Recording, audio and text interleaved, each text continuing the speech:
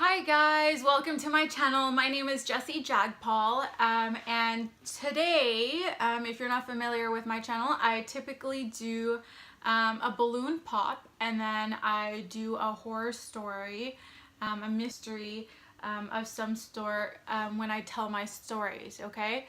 So, for today's story, I'm gonna discuss a 1980s film known as The Entity, okay? Some of you may have heard of this film, but we're gonna dive into that for today's story. So I wanna jump right in because it may take some time because this is probably one of the scariest, most horrifying and gruesome stories I'm going to tell till date, because I even like it kind of, when I was reading it, like I was freaking out. I think I'm getting a little paranoid with all these different stories I've been telling, but yeah, so I don't know how this is gonna work out. I don't have a balloon pop for you guys today though. Like I'm not gonna be able to do that just because of so many things going on. Yeah. So, let's just dive into the story. Just kidding, here it is. Okay, but no special technique today, unfortunately, because I really do need to get into that story, okay? So here we go. 1, 2, 3. Woo! Welcome! Good evening. Like the image on my thumbnail, I do have my juicy, delicious, just out of the oven, chicken nuggets. I don't know how you guys like them, but I like mine a little, like really baked well, and with this, these marks on them, like those, they're not called burn marks. I don't know what they're called, but yeah. So I have chicken nuggets, and then I have the Thousand Island dressing, and then I don't know if you guys are familiar with this sauce, but it's kind of like ketchup. It's an Indian sauce, sweet and spicy. No, I forgot what it was called. But yeah, my Indian folks know what that is. Sweet and spicy. Put it in the comments if you know what it is. If you've ever had it, like if you've been to the Indian restaurants or stores or markets. But it's really good. It has that sweet and spicy taste to it. Delicious, okay? So let's jump right into the story because I don't know how long it's gonna take. All right. So, as a lot of you may not have probably never heard of this story. I've gone through a lot of horror stories, and most of my content has been somewhat okay. You know, it hasn't been too terrifying because most ghost encounters have not been bad. Okay, so this one in particular is kind of horrifying and really like creepy and, in a sense, disgusting, and really, I don't even know what the right terms would be to classify it. So what if I told you like there was an actual ghost encounter right in the same state I live in, California? More specifically, the town was, what town was it? Oh my gosh, seriously? Like now it's not gonna show up? This is why I need to start taking notes. Okay.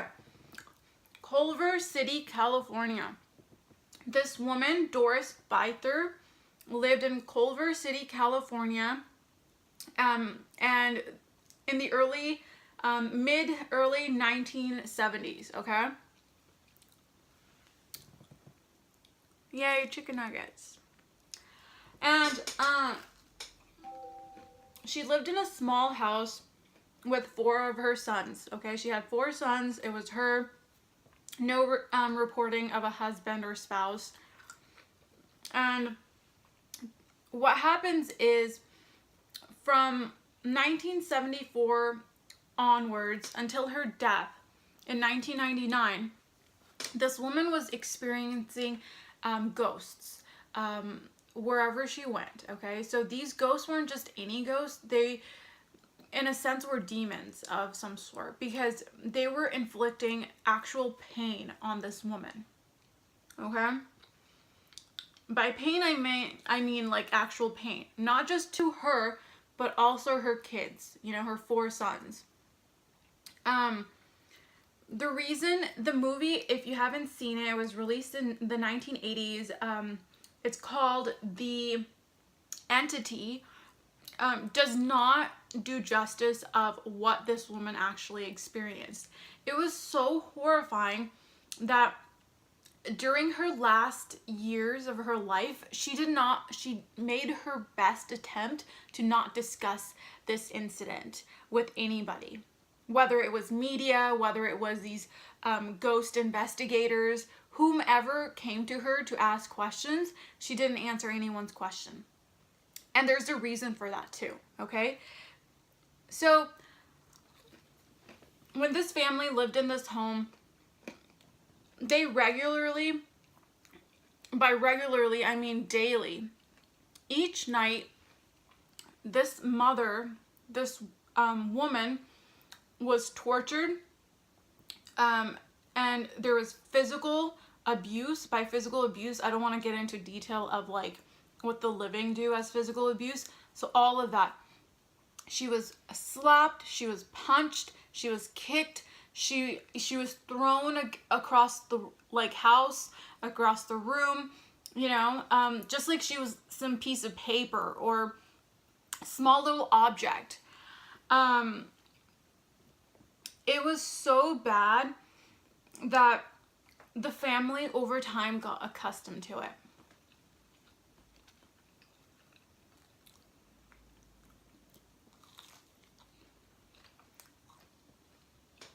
One of the older sons had reported that he would, because his room was right next to his mother's, during the night, he would always hear something going on in his mom's room where she was being, you know, either hurt or, you know, she was being tossed in the air.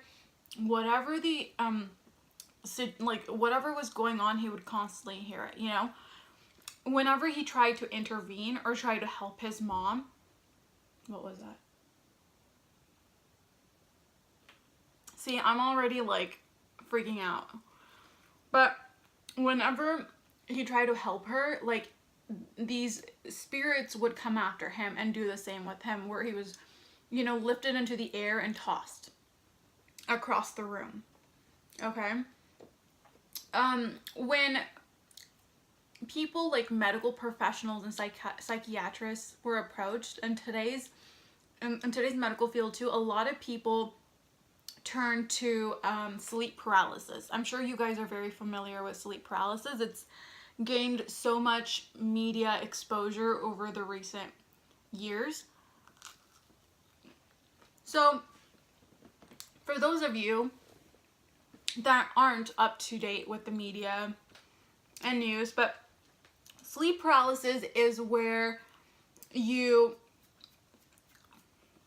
I don't know the exact medical definition, but it's where you're in REM sleep is what it's known as, REM sleep. Okay? So you're not completely asleep, but you're not completely awake, right? This may take place when you're about to get up in the morning or when you're about to go to sleep. It could occur during any of those phases. You feel like you're paralyzed from head to toe. You cannot move. And a lot of people in the worst case scenarios experience demons and other unnatural, horrifying creatures while they're in this phase, and they can't move. They feel like they're awake, they just can't get up, and these creatures are just either looking at them, in this case with Doris's situation, actually inflicting pain. Okay? And I should have said this at the beginning of my, prior to beginning this story, please make sure you ask for permission to watch this show, this channel, and specifically this segment, because a lot of this content is not appropriate for certain age groups, okay? So, that was the scientific explanation for what she was experiencing, sleep paralysis. When Doris went to specialists and contacted different professionals that knew about ghosts, she told them that it was 3 different entities that were attacking her. Two were small creatures that would hold her down, and the other one would inflict pain on her. Okay?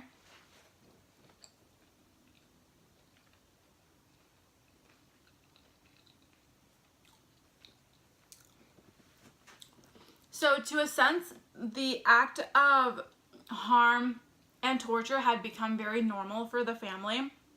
And one of the sons had even reported that when investigators, ghost investigators, or any type of person came over, they didn't like that.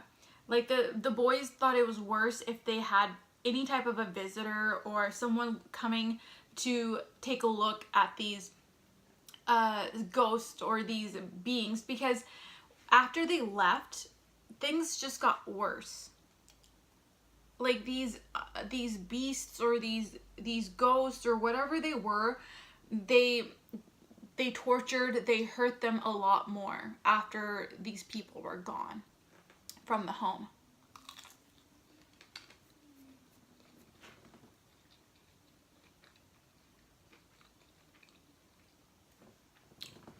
The mom, we know very little about the woman, but what we do know is that her family had disowned her when she was young, and she was an addict, and there were other issues going on with her from a young age. But we don't have any information on her past that really describes what she was involved with. Some of the ghost investigators believe that she had put her hands into some dirty stuff at a young age, where she messed around with, like, you know, what they claim, like the dark spirits, or the black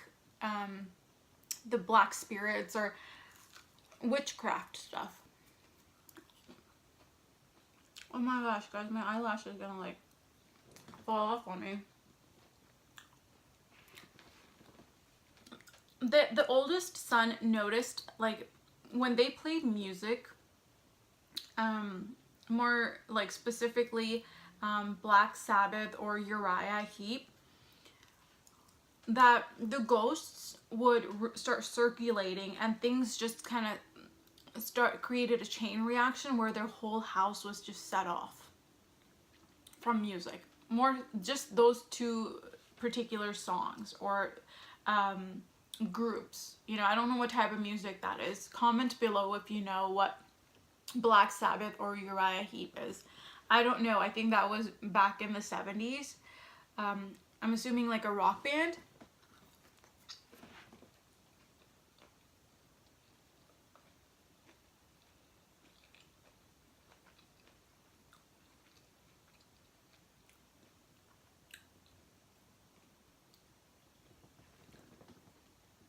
So, tortured, her life was very tortured. She experienced a lot of negative things in her life, and there was no escaping it. You know, when they tried to get out of the environment, the ghosts or these beings went with them. Okay, after her death, Byther's death, the family that moved into her house, that small little house, stated that there was nothing they encountered in the house. The house was not haunted. There were no spirits in the house. They personally did not see anything. So, which leads us to believe that whatever was going on was with Byther, I believe is how you say it, Byther. So it was within her. It was she was summoning, or she was bringing about this activity, you know, and for whatever her past was, they were with her the entire time, and there was no escaping it.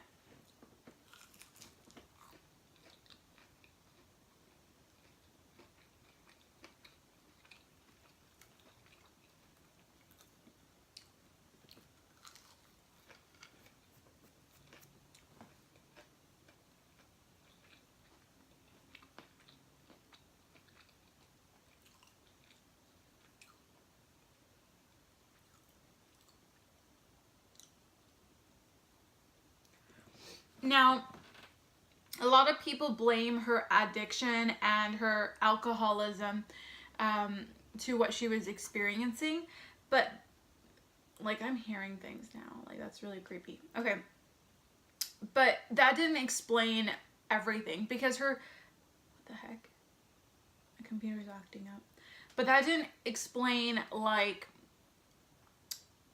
what her sons encountered. Like, it wasn't just her. If it was just her, we could make it a mental illness, we could make it whatever you want to call it, right? But her sons were experiencing it.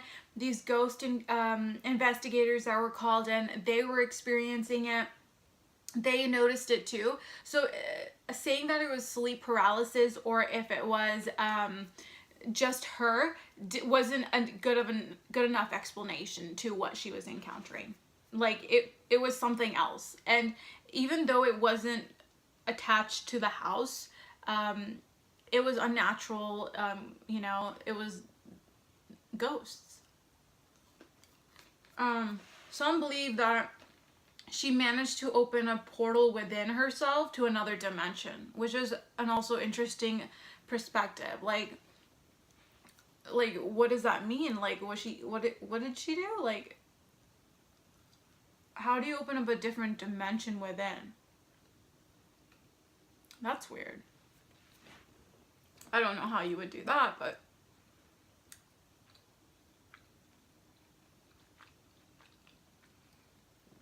so the paranormal investigator community has written a book about her experience. It was released in 1978, and it was called The Entity by Frank De Falletta. And the movie, of course, is The Entity, so go check that out if you guys want to know more. You can obviously read up on it, but again, there's not much that can be said or done to really understand the situation, because this woman, we don't know her past. We don't know how she was able to summon these ghosts, or why they were following or torturing her to begin with. There's no background on her, right? Obviously, she got herself into some bad things, which resulted in her family being tortured, but she didn't speak. Like, during her last days of her life, like before she passed away, she didn't reveal any of her past or anything, so no one knows of it. Okay? Which is really creepy, I think.